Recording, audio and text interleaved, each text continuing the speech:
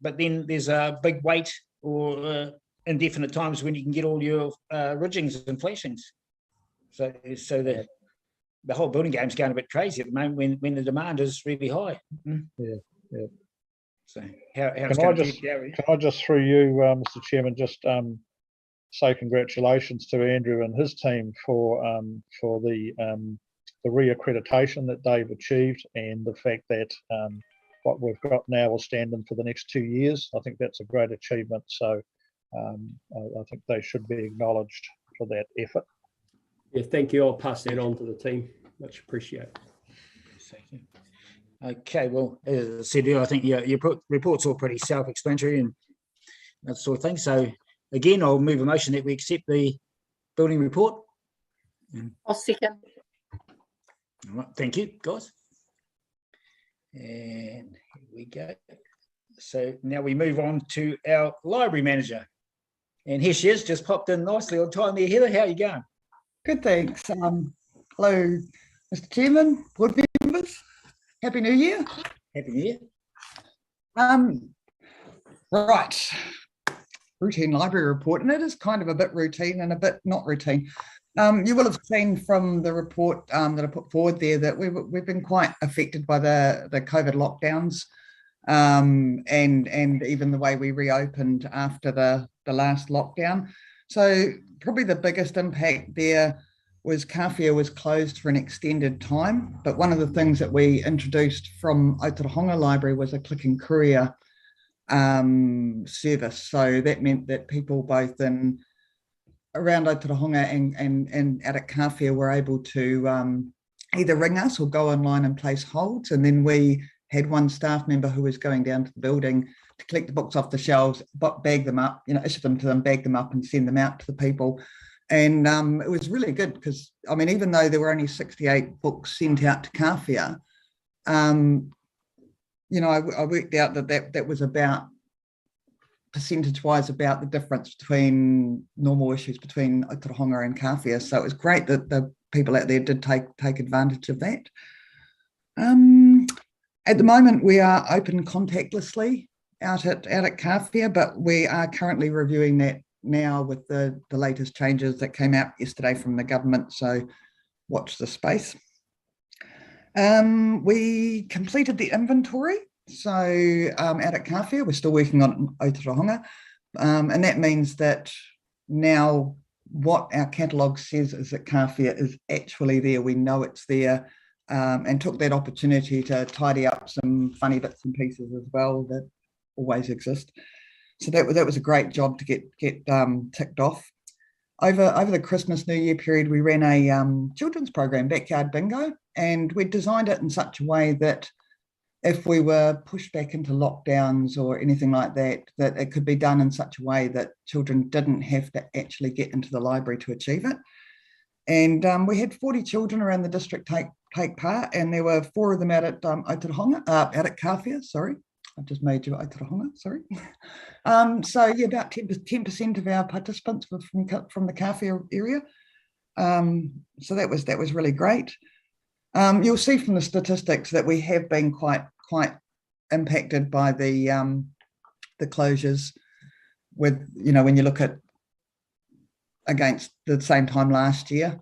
But I will just note that our Wi-Fi sessions for Kāwhia were actually incorrect for the 2019-20 year. So it wasn't the 7,093, it was actually 6,578.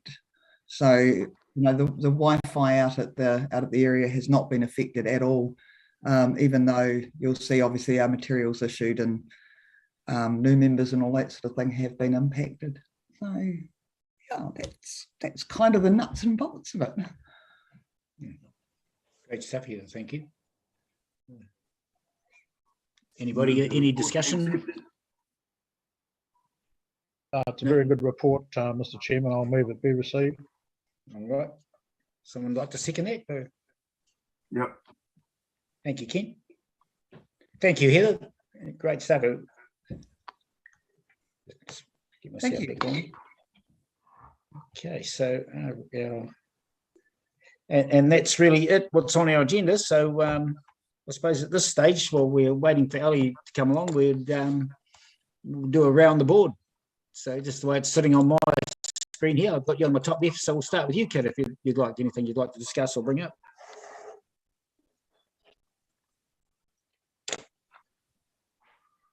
So,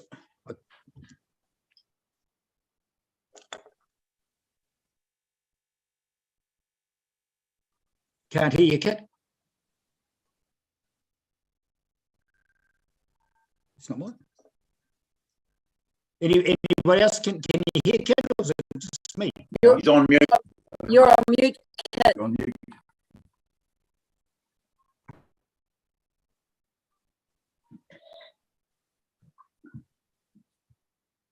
You're still on mute, I think, Kit. Yes.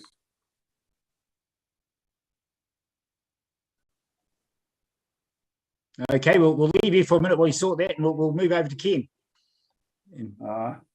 No, probably the only incidents I have to cover, I covered under the water supply incident. I was pretty ill for nearly a fortnight just recently, and quite honestly, some of my activities earlier than that date are a little bit hazy now as well. I quite honestly, after I got through it, I thought I can't ever remember being that sick in my entire life before. However, it's sorted out now. And as I say, the water issues were about the only things I can recall coming across anyway. All right, okay, thank you. We'll just move down below you on my screen is Andrew. Anything you think we need to discuss here, Andrew? Or that's... No, but I'll be preparing a discussion paper, possibly for the next meeting, about possibly introducing a new bylaw, a proposal to introduce a new bylaw to regulate vehicle movements on the beach. So, yeah, bit of homework to do there. Okay, thank you very much. Hanger, please.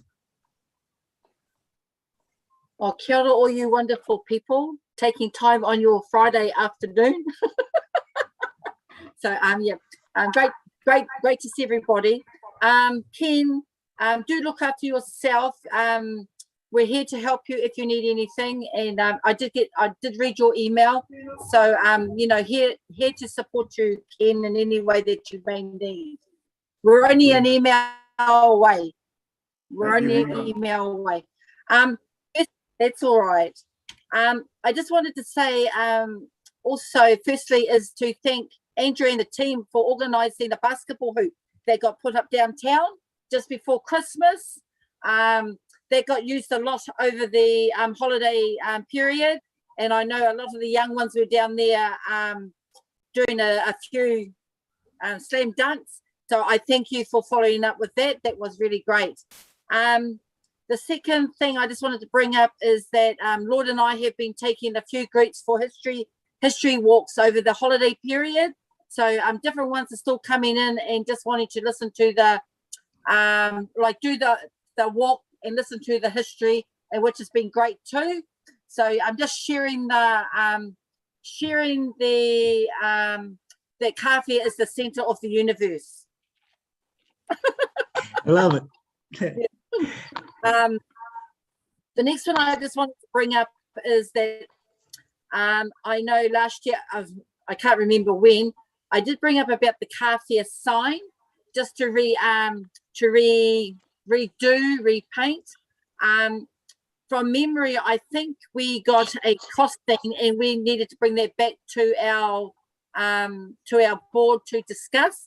So I think I'll be best to get the paperwork on what was sent through to up for discussion. So that's the Kāwhia sign. I walk past there most mornings, and it would be great to see that, just a little bit of paint and just beautify it up a lot more than what it is at present. And also keen to still work on the photo frame idea as well for downtown. So but those are my might call it all for this afternoon. But lovely to see everybody, and kia ora. Thank you very much, Inga. Okay, we'll skip over to you, Jeff, please. Yep, just want to start off by saying thank you for the board for supporting that traffic initiative here in Aotea. It was fast action by everyone. Thank you very much. Wandering stock, that's raised its head again. The stock they're moving in herds now. We actually had the last week they'll be moving packs of 10 to 12, and I've figured out that there's good grazing up at Aotea Estate. So now they're wandering along from the horse trek area down through the culvert up and grazing the Aotea Estate at night. The locals are well aware of it because of the that's on the road.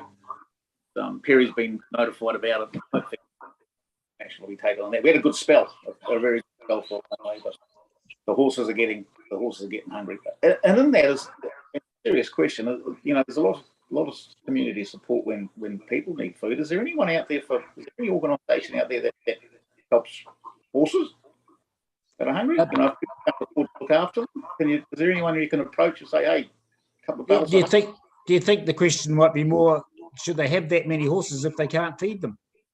Oh, absolutely, that's a question, Dave. That's not one I can address, though. This is an ongoing issue with the horses out there, isn't it? Yeah, absolutely. It just keeps happening, and they're getting out there on the road because, I think the owners have been spoken to a couple of times. Yeah, they get spoken to regularly. That doesn't solve the problem. We stick a sign up, and then the horses get out again, and they get hungry, and they as I say, they're grazing the Aotea Estate 2 or 3 times this week. And a serious question, is there any organisation out there that feeds starving animals? I don't know. I think if anything, if you were to contact, say, SPCA and say there were starving animals, they'd come and take them away, wouldn't they? I don't know. I'm not really sure, but for a long time. I know the issue with stock on the roads out at Aotea Road from the main road right through has been ongoing for a few years now, and it just seems to keep happening and happening. Yeah. The cattle are under control. Are they? Yeah. Oh, yeah, the cattle are good now. You'd only get 1 or 2 cattle a year. You know? But we used to get cattle and horses right down on sort of Kāwhia Road end at one stage there. Yeah. Sure you get the cattle after some big storms sometimes, though. You know, so that's if a tree takes out a fence, you might see some cattle on the road, but the horses are getting out for different reasons. It's nothing to do with storm damage, that's for sure. Yes. But anyway, the only recommendation would be if there's concerns that the horses don't have enough feed, would be sort of contact one of the animal welfare people. It's just not right that they just get let out to wander or get out to wander around, all around the place. Serious traffic incidents could happen there. And oh yeah, well, I've come across a herd of 10 of them twice this week. Photos. Anyway. Would you have any recommendations on that, Andrew? Well, we're dealing here with just 2 symptoms of poor farming, basically, overstocking and poor fences. So, all we're doing is treating the symptoms and not getting to the root cause of it, which is the way they run their property. But what can you do? I mean, would you, sorry, Andrew, through the chair, would you suggest someone contacts the SPCA? The SPCA are well aware of this property. They've taken prosecutions against the owners previously. Yeah, it's not working though, is it?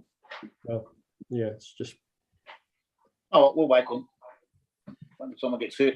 Yeah. Anyway, logging trucks.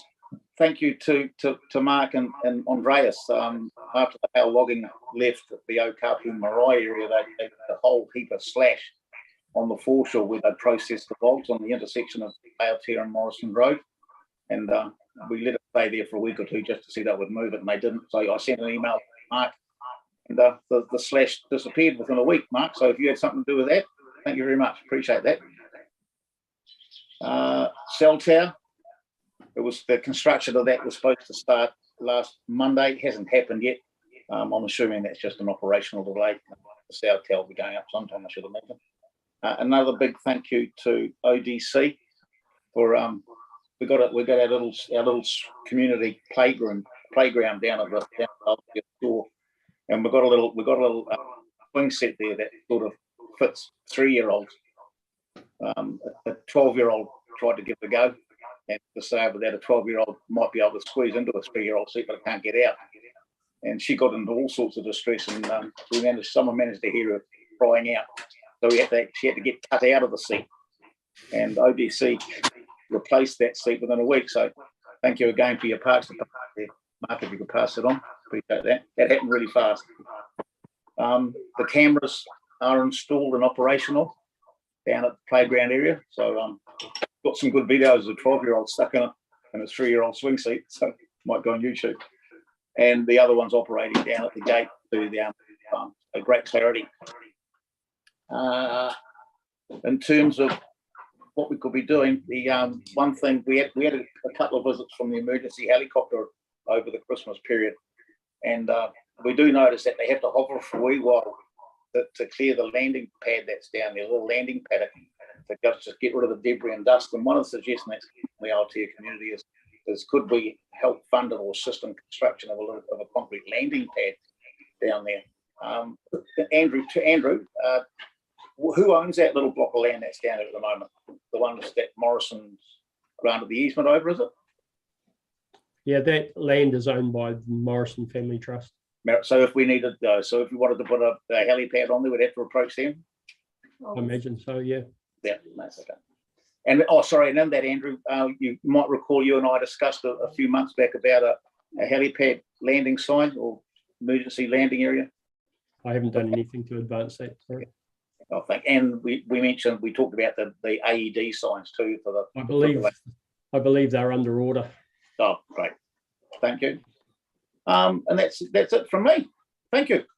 All right, thank you, Jeff. Kit, I can see you're still muted. Not anymore. There you go. Apologies for that. I completely lost the screen and became totally confused, not being a technical person. But thank you for your patience. Yeah, I did have a few issues, Dave, or not issues, matters. I just wanted to report on the 10th of February, there was a meeting of Te Taio o Kāwhia Moana at the Kāwhia Hall. That was a strategic thinking workshop. The minutes for that have only just arrived this afternoon, so I can't fill you in on the detail of that, but I'm more than happy to circulate those minutes to you if you're interested to see pretty much what the discussion was about. So I'll do that. I'll do that this afternoon. 15th of February, attended the Ōtorohanga District Council meeting. One of the big issues on the agenda that day was whether council was going to continue or not with seal extensions in the district. To cut a long story short, council has confirmed its decision to continue with seal extensions, but there's only a limited budget for that in each financial year. But you'll be interested to know, no doubt, that Short Street in Kāwhia is one of the ones that's going to be done. And I understand probably within the next 2 or 3 months, so certainly before the end of this financial year, which will probably mean that all of the streets in Kāwhia now will be sealed, which is a great result. So I just wanted to say thank you to Mark and Andreas for pushing that through. And then, as you commented on earlier, Dave, the Zoom meeting last night with the Kāwhia Moana Hub. Very good discussion, attended by about 15 or 16 people, including Dr. John and I can't think of the guy's name now, guy Tai, T-A-I, from the Wapapa Marae Trust. He zoomed in from Wellington. He was very helpful, and yeah, so I think one of the issues that came out last night, which I think Kathy Holland is going to have to try and identify, is what the boundaries of the hub are. There seemed to be some confusion as to where their boundary ended and other hubs took over. So, and we were talking about perhaps where the Ōtorohanga and maybe Te Kuiti boundaries met. So I guess they're now able to service all people, not just those registered with the marae around the harbour, but all peoples in the Kāwhia area, surrounding areas, which is good. There's a little bit of work still to be done on that, and she's working quite closely with the DHB and other government agencies to make sure that all the I's are dotted and the T's are crossed. But they're doing a great job, and I just wanted to comment on Kathy for the work she's done, but also to Shani Whittior and Kelly Isherwood for the work that they've been doing in delivering food parcels around, right around as far as Kiritahiru, Taharoa, and so on. So they've been great. Speaking to Andrew earlier today, the liquor ban signs are coming down next week.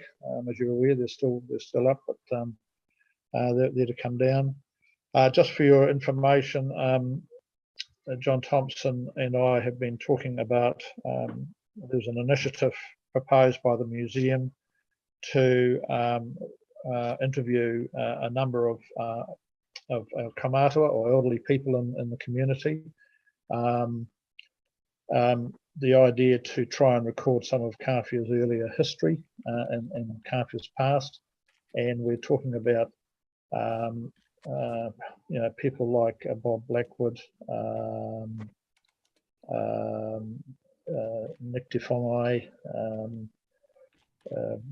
Bessie Porama. There's a few, about half a dozen that have been identified that will be interviewed, and that those interviews will be filmed and recorded and available for posterity down at the museum. So it's one way of ensuring that at least some of Kāwhia's historic past and interest and stories will be recorded for the next generation. So that's a good initiative.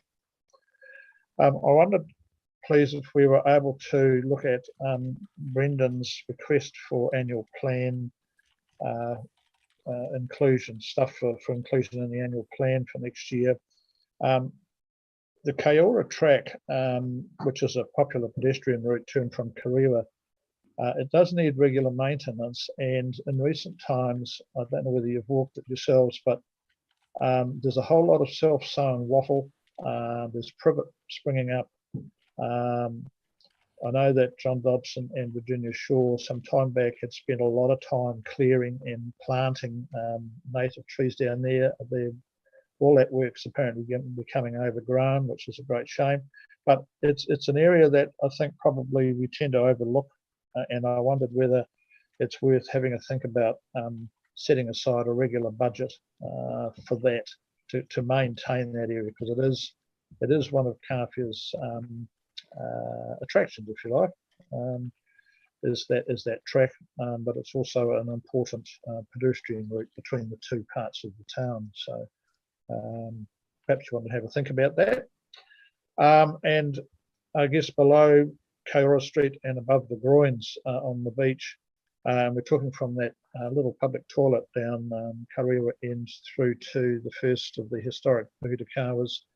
Again, there's a whole lot of wattle and privet coming away in that area there, and I'm not sure who's actually responsible for that, whether it's something we should be doing or whether it's a regional council thing. But I just wondered whether we could ask Mark or Andrew, someone to have a think about that, maybe, and perhaps provide some advice back to the board as to whether council should be doing that work, and if so, do we need to add a budget to the annual plan for that as well? The entrance to the town, I guess I've just noticed in recent times that there's blackberry and ivy starting to get established in that area, and that needs to be cleared out before it takes hold.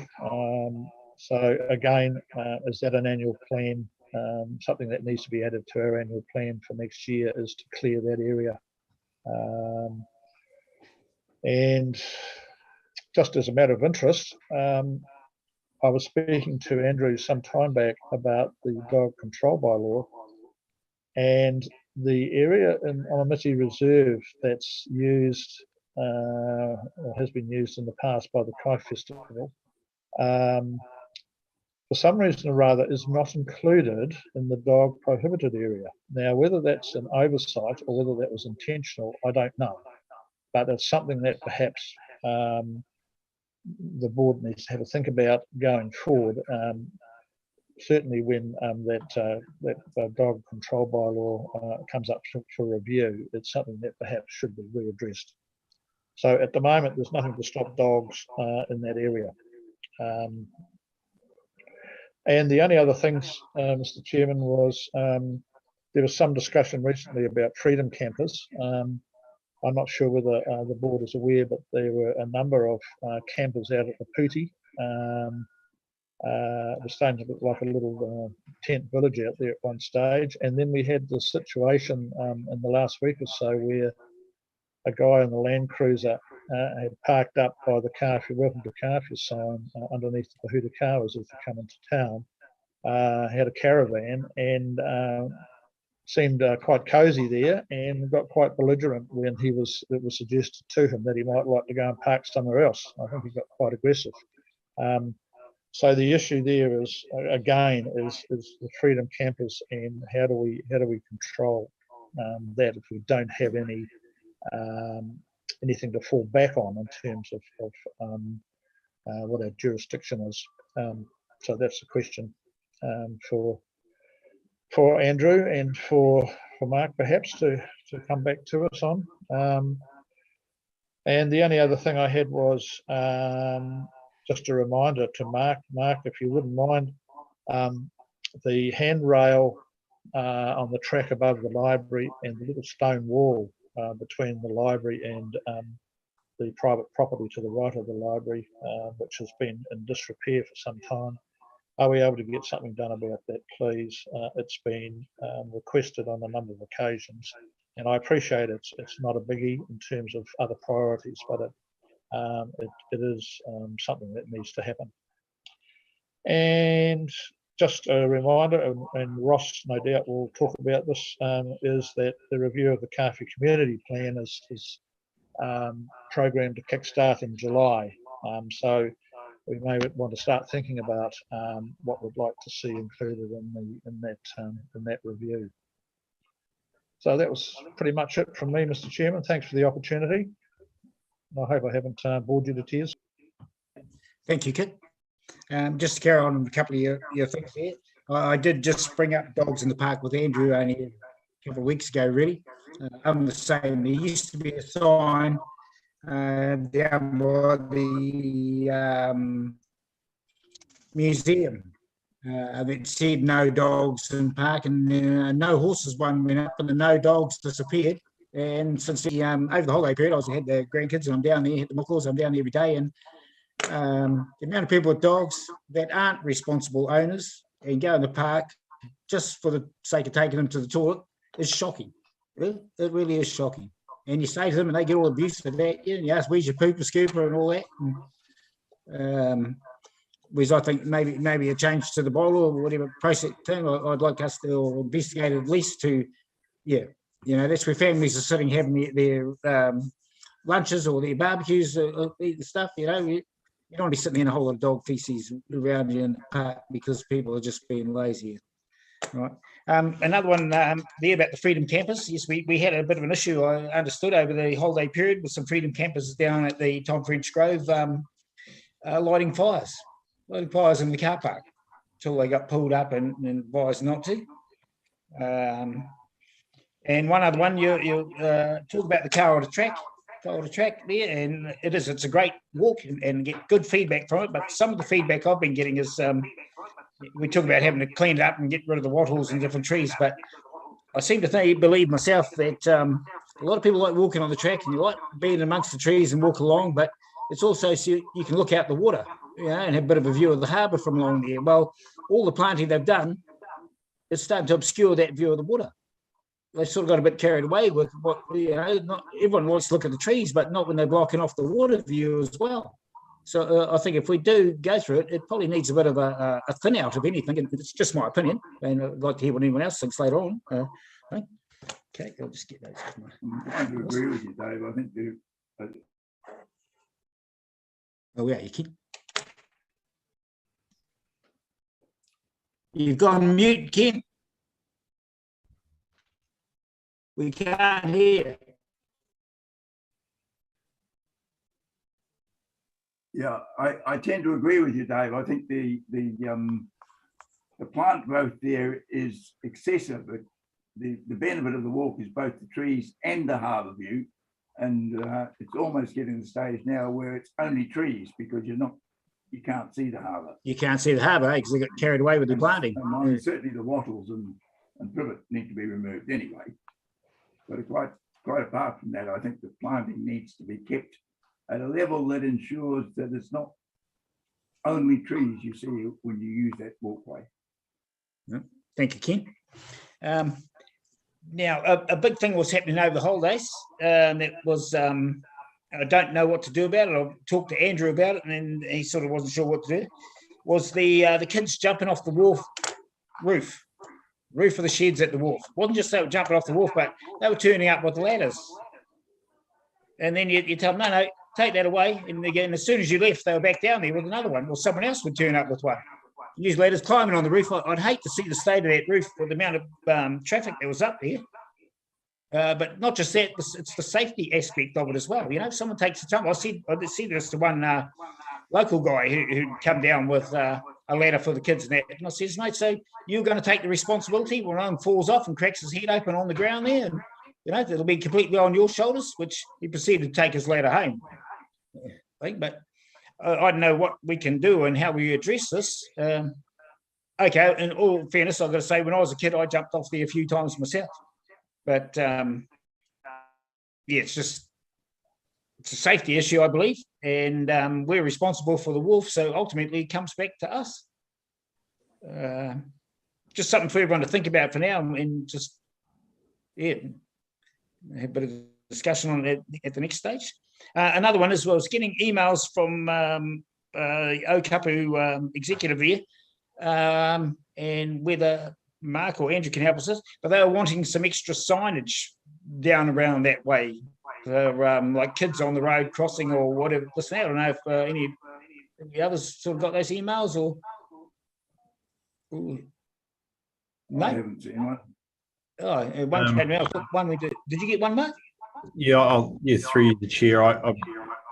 Andreas and I have discussed that, and I think Andreas, if he's still on, could probably update you on what was going to happen in that area. Are you still there, Andreas? Yes, I am here, Mr. Chair. Is that at the Aotea Road? Ōkapu. Yeah.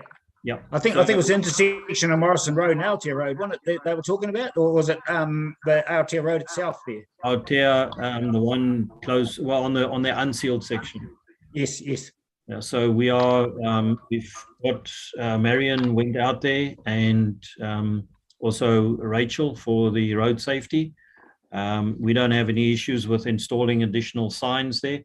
There's some stuff that we cannot do, but the signage and so on, to say that there are people close by walking, children and so on, that's no problem. We can do that operationally. And they will be installed together with some of the other upgrades that we're doing for safety on Morrison Aotearoa Road. Right. Road, sorry. Thank you very much, Andres. Let's cross that off there. Now this one going. For the Triangle Playground that we're talking about. Now, it's my understanding that that was put in privately years ago. Perhaps you could, I'm not sure if you could a bit more information on it there, Kit.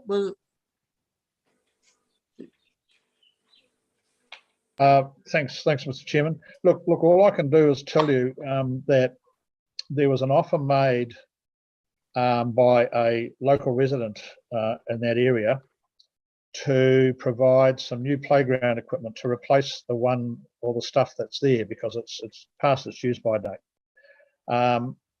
I'm not familiar, if you like, too familiar with the ownership issue. I thought it was actually reserve land there. But if it is, then it's obviously a council issue. So I think at this stage, the discussion has been left with between Alan Murder, Mr. Murder, and with Jared to progress that further. And I think there was some information being sought from both parties to advance that. I guess at some stage it's going to have to come back to the board. If it is on reserved land, I would imagine it'll have to come back to the board anyway. But I think you don't very often get local people putting their hands in their pockets and wanting to fund something for nothing. And I think probably, from my perspective, I think if there's an opportunity to take advantage of those sorts of offers, then we should do that because it's adding value to our community at no cost to us. So there are some side issues, but only minor, I suggest, that need to be resolved, and hopefully that can all come to a successful conclusion. So that's my understanding of it, Dave. Yeah. Okay, we've just got a couple more things. Yes, I'd appreciate it if you would send the minutes or whatever from the Kāwhia meeting the other day. I personally am not in favour of what they're proposing.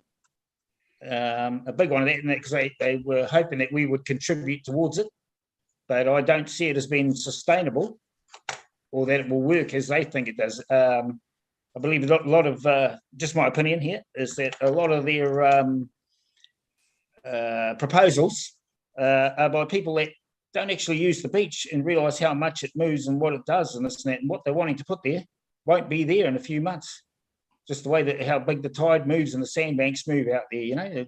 Talk about things like boardwalks going over to the sand. Well, you'll walk over the beach one day and yes, it is a good walk, and you'll go there a week later and it's a 7-metre drop.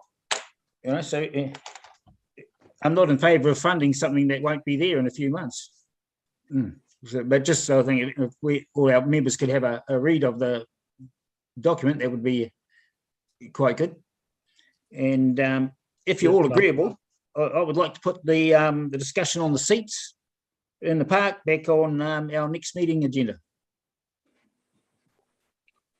Can I suggest, Mr. Chairman, that I've got no objections to that happening, but I'm just wondering whether it's better to leave that discussion until we get into the review of the community plan, the upgrade of the town centre, because I think it's all part and parcel of that. Okay, when's that likely to happen, Kit? Well, I think Ross is plugged into us at the moment. He can probably give us more advice on that, but I understood that Kāwhia's review is going to start in July of this year, so it's only a few months away. Okay, I was just trying to get things happening a bit for just so we're prepared for any other festivals that come up, you know. So yeah, sure, yep, sure. And look, I totally understand where you're coming from, and I think probably it's not just a matter of seating too. I think it would be nice to have that barbecue area upgraded with perhaps a table there and those sorts of things too. But yeah. I think it's something that, with respect, I think needs to be thought about and planned as part of that overall review. And I'd encourage the board to perhaps just tie-ho just for a few months until we get into the review of the community plan itself. Yeah. Thank you. Would that be your recommendation, Ross? Yes. Do you want to turn music? Sorry, I'm cohabitating with Jared. No, that's better. There'll be a report coming to the board either next month or at your April meeting around both the scope and timing and process for the town concept plan for the Kāwhia community. Okay, thank you very much. Well, what that seems to be us around the board there. Hinga, are you with Ellie's? Yes, Ellie's on and she's just waiting. She's down below, Ellie, Ōtorohanga. Yeah. Are you there, Ellie? Okay, was this part of our agenda already? I think with the, hang on, I'll just go back to my page. Wastewater road employment update, but oh yes, but okay. Well, what we'll have to do is actually is close our meeting, and then this is all part of other things we have to discuss. So if everyone's agreeable, it's 2:30, and I'd like to call our official meeting to a close. Thank you. And so from there, we've got you down here to talk to us